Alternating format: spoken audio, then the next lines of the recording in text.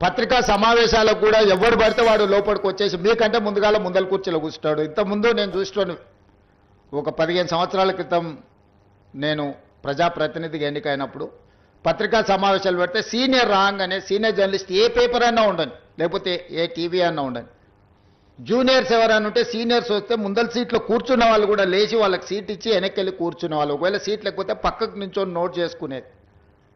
ఒక బాధ్యత, ఒక గౌరవం, ఒక మర్యాద.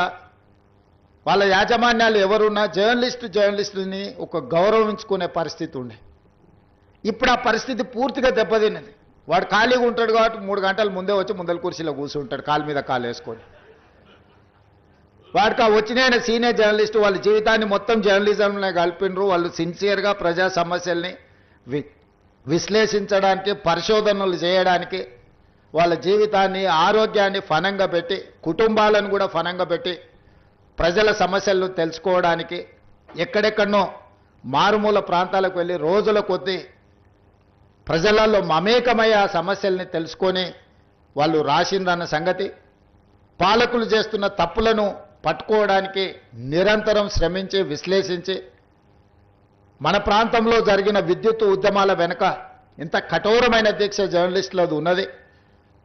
సరళీకృత విధానాలు వచ్చినప్పుడు ఆ సరళీకృత విధానాలు దేశ సంపదను పెట్టుబడిదారులు ఏ విధంగా కొల్లగొడతారని ఆనాడు విశ్లేషించిన జర్నలిస్టులకు ఈరోజు వచ్చినోనికి వాళ్ళ గురించి ఓనమాలు కూడా తెలియని పరిస్థితి. వాళ్ళు వస్తే కనీసం కూర్చోమని చెప్పాల్సిన కనీస మర్యాద పాటించాలన్న ఇంగిత జ్ఞానం కూడా కోల్పోయిన వాళ్ళు ఈరోజు వచ్చి మేము పత్రికా సమావేశాలు పెట్టినప్పుడు ముందల వరుసలు